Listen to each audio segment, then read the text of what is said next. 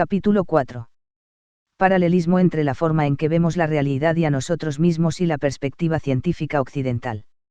Somos el producto de la herencia científica occidental en mayor grado del que nos gustaría admitir.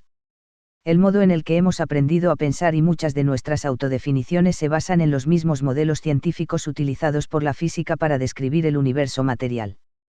Ofrezco en esta sección una breve exposición sobre los cambios por los que ha pasado la descripción científica del mundo físico y sobre el modo en el que esta descripción se corresponde con los cambios en nuestras autodefiniciones. Es importante recordar que una de las bases del método científico occidental consiste en hallar la concordancia entre las pruebas matemáticas y experimentales. Si no logra encontrar la concordancia, el físico buscará otra teoría hasta que dichas pruebas existan y expliquen una serie de fenómenos. Esto es lo que convierte al método científico occidental en una herramienta tan poderosa en su uso práctico y lo que conduce a importantes investigaciones en campos tales como el empleo de la electricidad y la utilización de los fenómenos subatómicos en medicina, por ejemplo, en los rayos X, los escáneres, las instalaciones de TAC y los láseres. Conforme nuestros conocimientos progresan, se produce continuamente el descubrimiento de nuevos fenómenos. Muchas veces, estos no se pueden describir mediante las teorías que se manejaron al explicarlos. Generalmente se postulan nuevas teorías, más amplias, basadas en todo el conocimiento acumulado con anterioridad, se proyectan y llevan a la práctica nuevos experimentos hasta que se encuentra la concordancia entre la experimentación y la nueva prueba matemática. Se aceptan las nuevas teorías como leyes físicas. El proceso de encontrar nuevas formas para describir fenómenos nuevos siempre amplía nuestros puntos de vista, lo cual constituye un reto para nuestra limitada concepción habitual sobre la naturaleza de la realidad física. Procedemos entonces a incorporar las nuevas ideas a nuestras vidas y empezamos a vernos de forma distinta a nosotros mismos. Toda esta parte demuestra que el punto de vista científico de la realidad apoya la idea de que estamos compuestos por campos energéticos y va, de hecho, mucho más allá, hasta alcanzar reinos que justamente estamos empezando a experimentar, es decir, nos conduce a una visión holográfica del universo. En este universo, todas las cosas están interconectadas, correspondiendo a una experiencia holística de la realidad. Pero revisemos en primer lugar parte de nuestra historia. La física newtoniana. Hasta tiempos recientes, cuando las religiones orientales empezaron a ejercer mayor influjo en nuestra cultura, gran parte de nuestros principios de autodefinición, en su mayoría inconscientes, se basaban en la física de algunos siglos atrás. A lo que me refiero en este caso es a nuestra insistencia en considerarnos objetos sólidos. La definición del universo como algo formado por objetos sólidos, la sostuvieron principalmente Isaac Newton y sus colegas a finales del siglo XVII y principios del XVIII.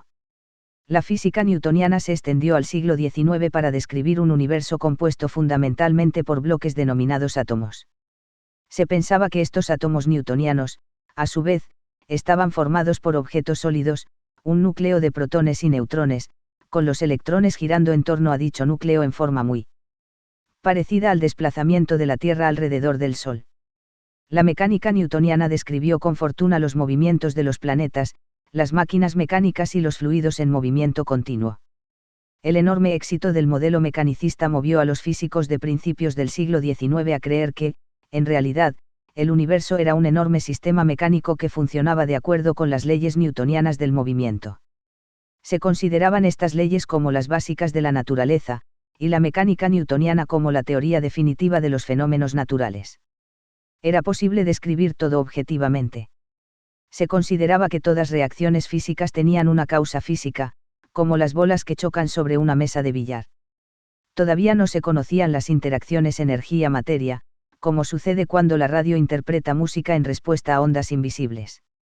Tampoco se le ocurrió a nadie que el propio experimentador altera los resultados de los experimentos, no solo de los psicológicos, sino también de los físicos, como han demostrado con posterioridad los profesionales de la física. La perspectiva newtoniana resulta reconfortante para quienes prefieren considerar el mundo como algo sólido y en gran medida inmutable, con una serie de reglas bien definidas que regulan su funcionamiento. Gran parte de nuestras vidas se siguen rigiendo por la mecánica newtoniana y probablemente continuarán así durante bastante tiempo en el futuro. Cabe señalar que, excepto por lo que se refiere a los sistemas eléctricos, nuestros hogares siguen siendo en gran medida newtonianos. Sentimos nuestros cuerpos de modo mecánico. Definimos la mayoría de nuestra experiencia en términos de espacio tridimensional y tiempo lineal. Todos tenemos relojes. Los necesitamos para seguir con nuestras vidas tal como las hemos estructurado, de forma esencialmente lineal. Mientras nos apresuramos en nuestras vidas cotidianas, esforzándonos por llegar, a tiempo, es fácil considerarnos a nosotros mismos como elementos mecánicos e ignorar la experiencia humana interna, más profunda. Si le preguntamos a alguien de qué está hecho el universo, lo más probable es que nos describa el modelo newtoniano del átomo, los electrones girando alrededor de un núcleo de protones y neutrones. Sin embargo, si se lleva esta teoría a su extensión literal, nos situará en la posición, bastante desconcertante, de pensar que estamos compuestos de diminutas pelotas de ping-pong que giran vertiginosamente alrededor unas de otras. La teoría del campo.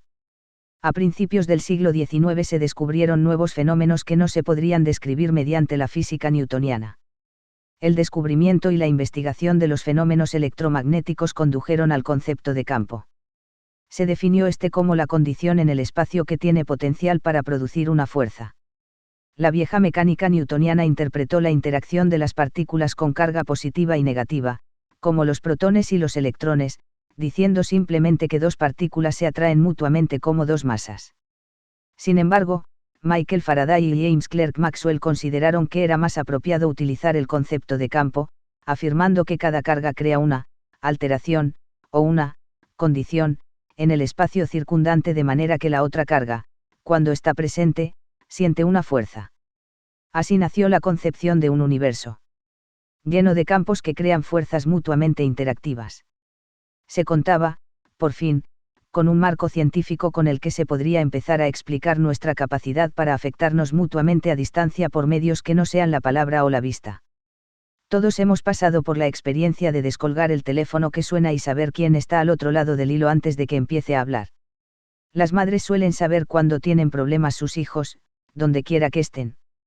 Todo ello se puede explicar en los términos fijados por la teoría de campos. En los últimos 15 o 20 años la mayoría de nosotros ha empezado a utilizar tales conceptos para describir las interacciones personales. Estamos empezando a admitir que nosotros mismos estamos formados por campos. Notamos la presencia de otras personas en una habitación sin oírlas ni verlas, interacción de campos, hablamos de buenas o malas vibraciones, de enviar energía a otros o de leer los pensamientos de terceros. Sabemos inmediatamente si nos gusta o nos disgusta a alguien, si nos llevaremos bien con esa persona o si chocaremos con ella. Saber, se puede explicar por la presencia o la ausencia de armonía en nuestras interacciones de campos. La relatividad.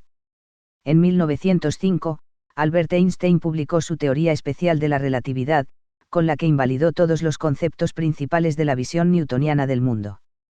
Según la teoría de la relatividad, el espacio no es tridimensional y el tiempo tampoco es una entidad aparte, sino que ambos están íntimamente conectados y forman un continuo tetradimensional, el espacio-tiempo. Por tanto, nunca podemos hablar de espacio sin tiempo, y viceversa. Además, no existe flujo universal de tiempo, es decir, el tiempo no es lineal ni absoluto. El tiempo es relativo. Ello significa que dos observadores ordenarán los acontecimientos en el tiempo de forma distinta si se mueven con velocidades diferentes en relación con los acontecimientos observados. Por tanto, todas las mediciones que impliquen espacio y tiempo pierden su importancia absoluta. Tanto tiempo como espacio se convierten simplemente en elementos para describir los fenómenos. Según la teoría de la relatividad de Einstein, en determinadas condiciones dos observadores pueden, incluso, ver dos acontecimientos en tiempos inversos, es decir, para el observador 1 el acontecimiento A se producirá antes que el B, mientras que para el observador 2 el acontecimiento B tendrá lugar antes que el A.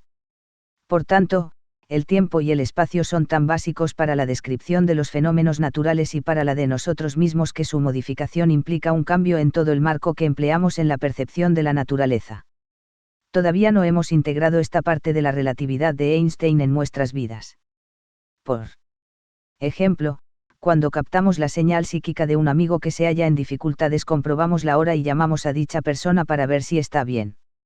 También deseamos saber si sufrió un determinado accidente a fin de dar validez a nuestra visión. Cuando nos dice que no ha sucedido nada, llegamos a la conclusión de que la imaginación nos ha hecho una mala pasada, e invalidamos nuestra experiencia. Esta es la filosofía newtoniana. Tenemos que comprender que el fenómeno que estamos experimentando no puede ser explicado por mecánica newtoniana, y que estamos haciendo uso de esa mecánica para dar validez a nuestra experiencia suprasensorial. Dicho de otro modo, lo que vimos fue una experiencia real. Como el tiempo no es lineal, puede haber sucedido ya, o estaba ocurriendo en el momento en que lo vimos, o quizás se produzca en el futuro. Puede, incluso, que se trate de una probabilidad que no llegue a manifestarse. Pero el hecho de que no haya sucedido en el tiempo en el que tratamos de relacionarlo no demuestra, en modo alguno, que nuestro discernimiento sobre la posibilidad estuviera equivocado. Sin embargo, si en la visión que tuvimos sobre nuestro amigo vimos también un calendario y un reloj con hora newtoniana, nuestra percepción sería tal que incluiría la información sobre el continuo espacio-tiempo del suceso. De este modo sería más fácil de verificar. La realidad física newtoniana. Ha llegado el momento de dejar de invalidar la experiencia que queda fuera de nuestra forma newtoniana de pensar, y de ensanchar nuestro marco de la realidad. Todos hemos sentido el paso del tiempo o la pérdida de la noción del mismo. Si logramos la suficiente eficacia en la observación de nuestros estados de ánimo, podemos comprobar que nuestro tiempo varía con los cambios de humor y con la experiencia por la que estemos pasando. Por ejemplo, nos damos cuenta de que el tiempo es relativo cuando experimentamos un periodo muy largo y aterrador justo antes de que se estrelle nuestro coche o de que se aparte, por milímetros, del choque con otro que viene en dirección opuesta. Este tiempo, medido en el reloj, es de unos cuantos segundos, sin embargo, para nosotros, parece como si el tiempo se hubiera hecho más lento. El tiempo experimentado no es susceptible de ser medido con un reloj, pues este es un artilugio newtoniano diseñado por mecánicos newtonianos para medir el tiempo lineal. Nuestra experiencia existe fuera del sistema newtoniano. Muchas veces se nos ha presentado el caso de encontrarnos con alguien después de varios años de separación y sentir lo mismo que si le hubiéramos visto ayer. En la terapia regresiones, muchas personas han experimentado sucesos de su infancia como si se estuvieran produciendo en el presente. También descubrimos que nuestra memoria ha ordenado los acontecimientos en una secuencia distinta a la de alguna otra persona que también los haya vivido. Pruebe a comparar sus recuerdos infantiles con los de sus hermanos.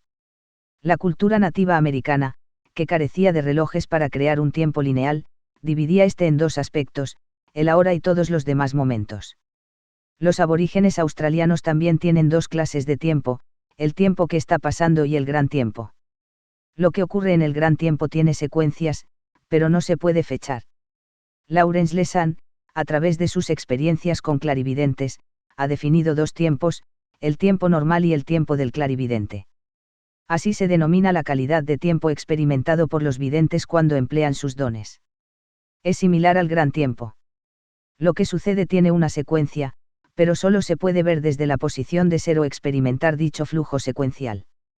Tan pronto como el clarividente trata de interferir de forma activa en la secuencia de acontecimientos de la que es testigo se ve arrojado inmediatamente de vuelta al tiempo lineal, y ya no vuelve a presenciar sucesos que se salgan del marco del aquí y ahora. A continuación, debe centrar de nuevo su atención en el tiempo del clarividente. No se entienden muy bien las reglas que regulan ese movimiento de un marco de tiempo a otro. En su mayoría, los clarividentes son inducidos a leer un marco de tiempo determinado de la vida actual o pasada de una persona de acuerdo con las necesidades de ésta. Algunos clarividentes pueden centrarse en cualquier marco de tiempo que se les solicite. El continuo espacio-tiempo de Einstein indica que la aparente linealidad de los acontecimientos depende del observador.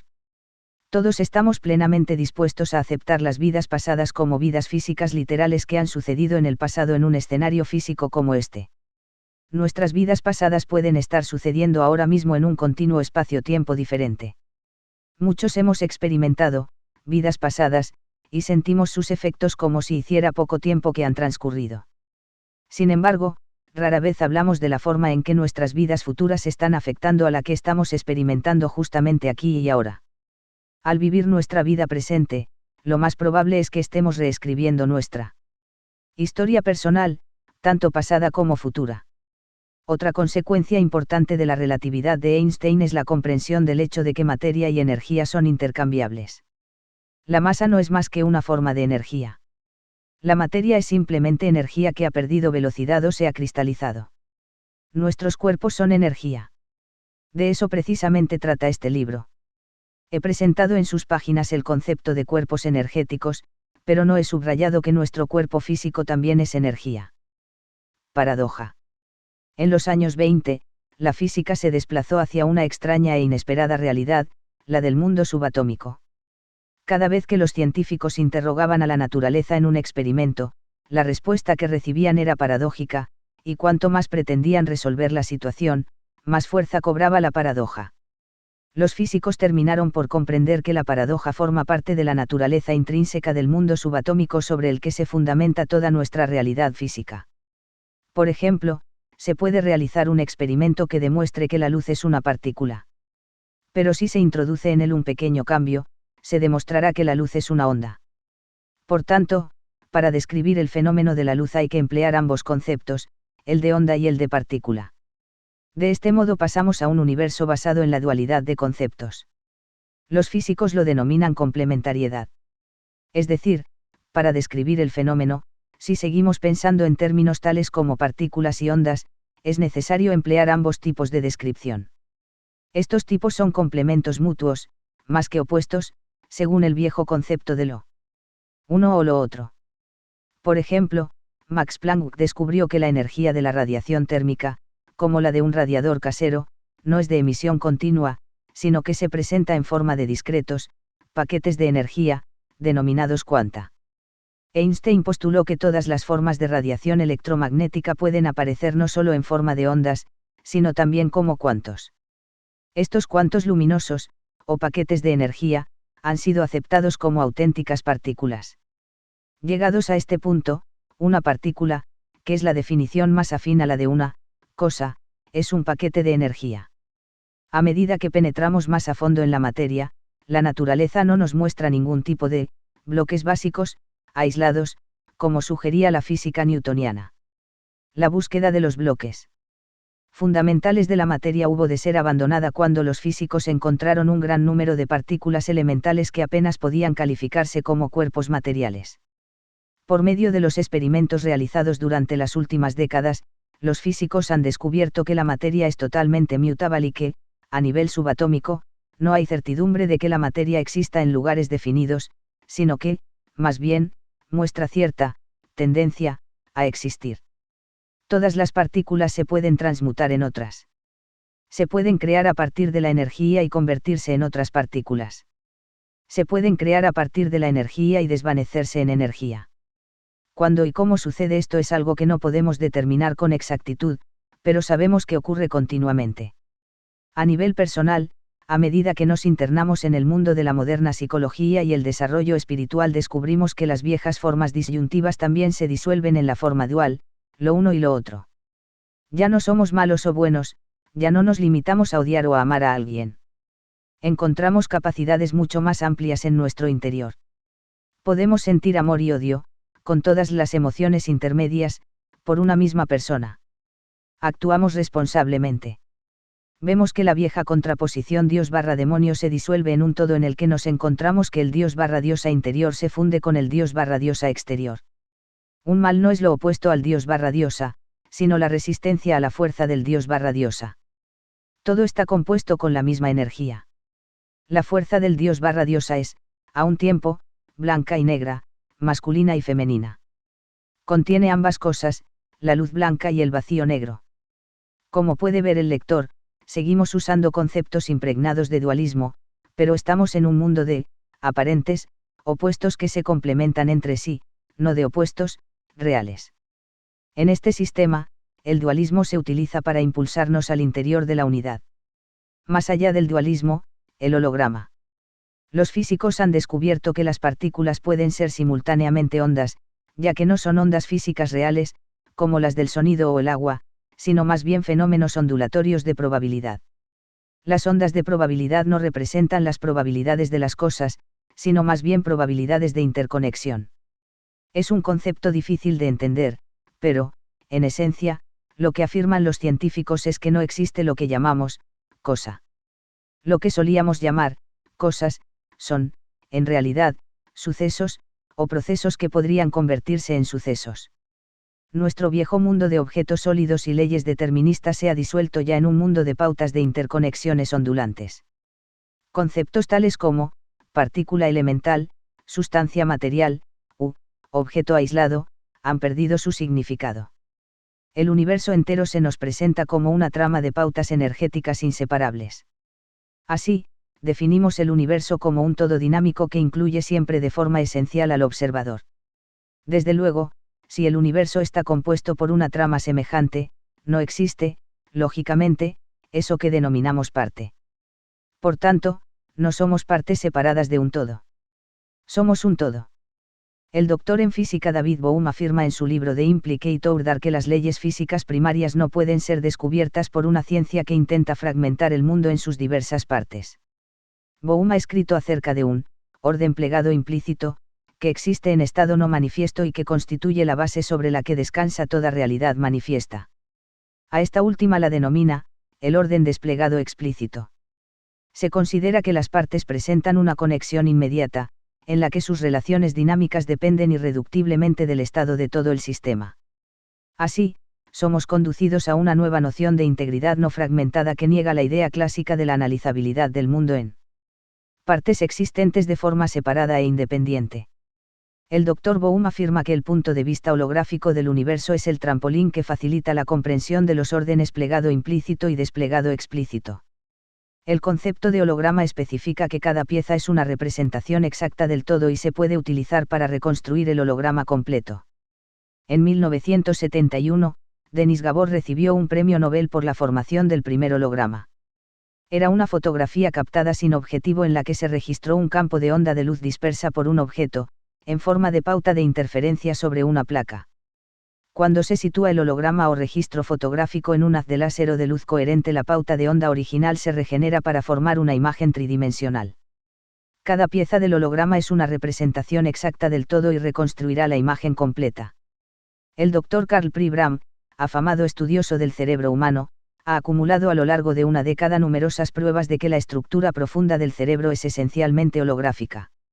Afirma que los estudios de muchos laboratorios, realizados mediante complejos análisis de frecuencias temporales o espaciales, demuestran que las estructuras cerebrales ven, oyen, gustan, huelen y tocan holográficamente. Seguidamente, la información es distribuida por todo el sistema de manera que cada fragmento puede producir el informe completo. El Dr. Pribram emplea el modelo de holograma para describir no solo el cerebro, sino también el universo. Afirma que el cerebro emplea un proceso holográfico para extractar información de un campo holográfico que trasciende el tiempo y el espacio. Los parapsicólogos han investigado las energías susceptibles de generar telepatía, psicocinesis y curación. Desde el punto de vista de un universo holográfico, estos efectos surgen de frecuencias que trascienden el tiempo y el espacio, no tienen que ser transmitidas. Son potencialmente simultáneas y están en todas partes. Cuando nos refiramos en este libro a los campos energéticos utilizaremos términos que pueden resultar arcaicos desde el punto de vista de los investigadores especializados. El fenómeno del aura se encuentra claramente dentro y fuera del tiempo lineal y del espacio tridimensional. Como en los casos clínicos que hemos presentado, yo vi los sucesos de la pubertad de Ed cuando se rompió el cóccix, porque llevaba consigo esta experiencia en su campo energético. La flecha del amante se puede percibir en el campo energético actual, aunque el clarividente puede retrotraerse aparentemente en el tiempo y ser testigo del acontecimiento en el momento de producirse. Muchísimas de las experiencias relatadas en este libro requieren más de 3 dimensiones para ser explicadas, muchas de ellas parecen resultar instantáneas. La capacidad de ver en el interior del cuerpo a cualquier nivel con resolución variable implica el uso de dimensiones adicionales.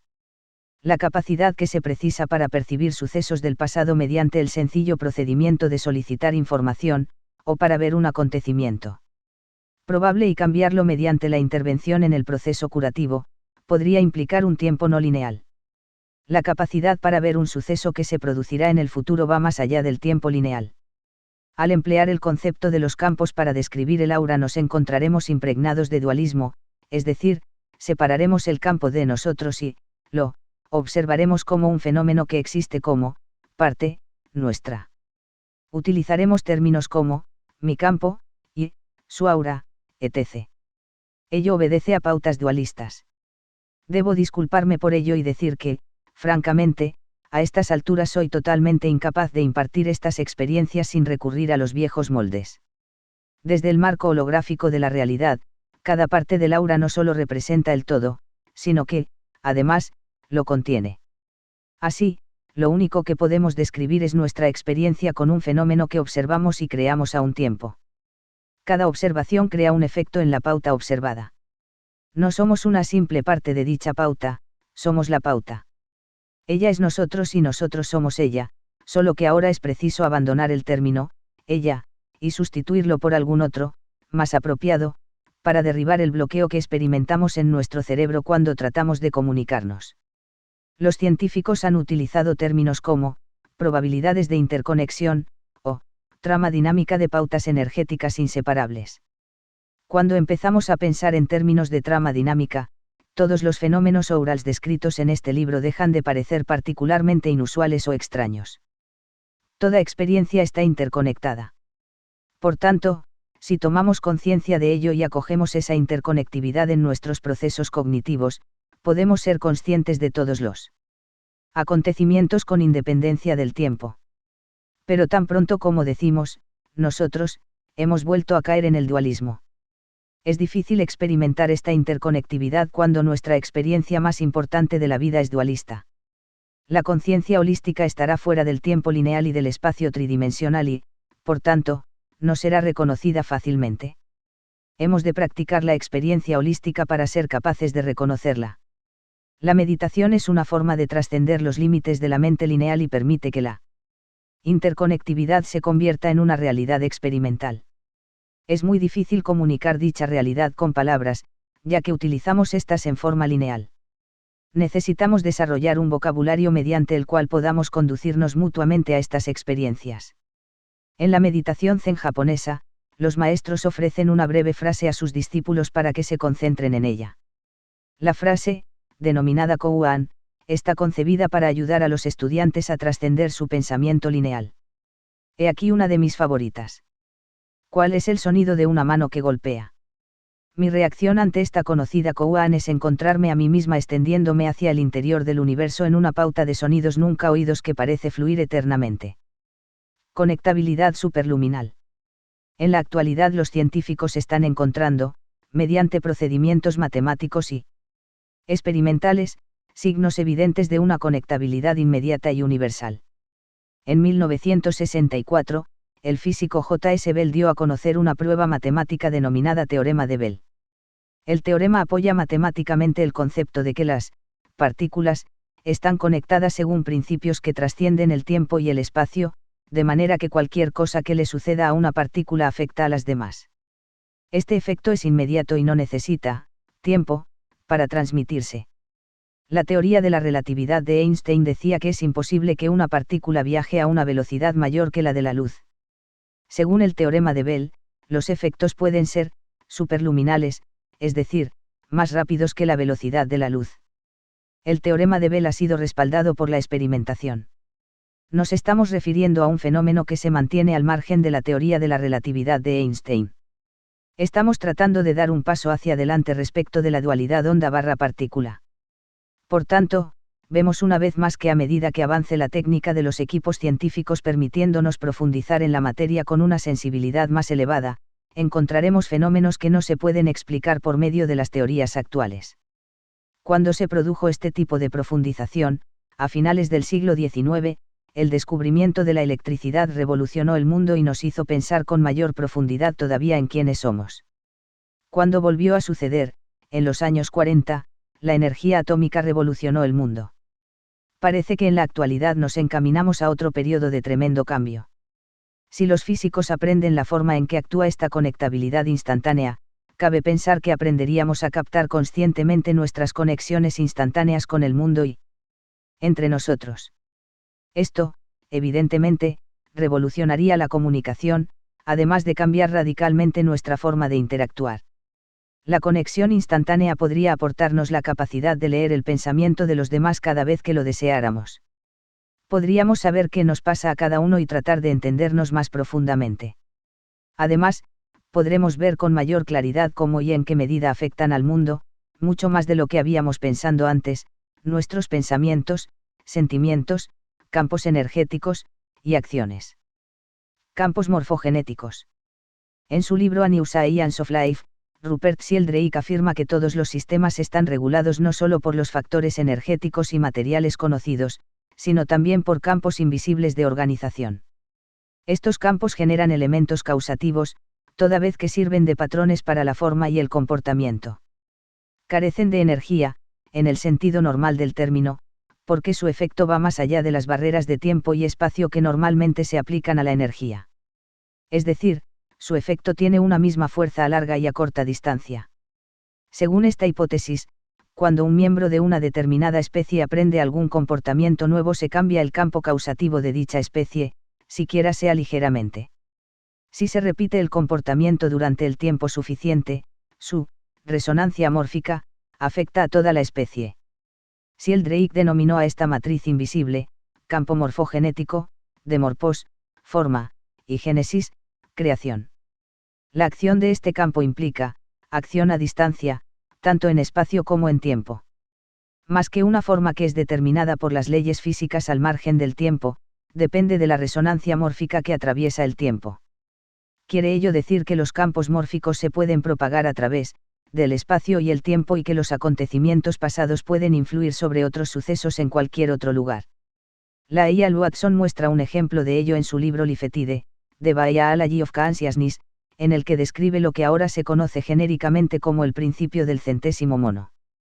Watson comprobó que, después de que un grupo de monos aprendiera un nuevo comportamiento, sus congéneres de otras islas próximas sin medios, normales, de comunicación también aprendieron repentinamente dicho comportamiento sin que en ningún momento se produjeran contactos directos. El Dr. David Bohm afirma en la revista Revelations que ese mismo efecto es aplicable a la física cuántica. Según Bohm, el experimento de Einstein, Podolsky-Rosen demostró la posibilidad de conexiones no locales, es decir, sutiles conexiones de partículas distantes. En consecuencia, la integración del sistema sería tal que no se podría atribuir el campo formativo exclusivamente a una partícula, sino al total. Así algo que les suceda a partículas distantes puede afectar al campo formativo de otras. Bohm continúa afirmando que, la noción de las leyes intemporales que regulan el universo no parece sostenerse, porque el tiempo, en sí mismo, es parte de la necesidad que desarrolló. Rupert Sheldrake llega, en el mismo artículo, a la siguiente conclusión: por tanto, el proceso creativo que provoca el nuevo pensamiento, a través del cual se realizan nuevas entidades globales, es similar en ese sentido a la realidad creativa que da lugar a los nuevos entes totales en el proceso evolucionista. Se podría considerar que el proceso creativo es un desarrollo sucesivo de totalidades más complejas y de mayor nivel, a través de cosas previamente separadas que se conectan entre sí. Realidad multidimensional. Jack Sarfatti, también investigador físico, sugiere en Psychoenergetic Systems que la forma en la que puede existir la interconectividad superluminal se relaciona con un plano más elevado de la realidad. Sugiere que las cosas están más conectadas, o los acontecimientos más correlacionados, en un plano de realidad situado, por encima, del nuestro, y que las cosas de dicho plano se encuentran conectadas a través de otro plano todavía más alto. Así, al llegar a un nivel superior, podremos entender la instantaneidad con la que opera la conectividad. Conclusión. Los físicos dicen que no existen entidades esenciales que constituyan la materia, pues el universo es un todo inseparable, una vasta trama de probabilidades que se entretejen. El trabajo de Bohm demuestra que el universo manifiesto surge del todo. Yo sugiero que, en tanto que somos partes inseparables de ese todo, podemos entrar en un estado holístico de ser, convertirnos en el todo y penetrar en los poderes creativos del universo para curar instantáneamente a cualquiera en cualquier sitio.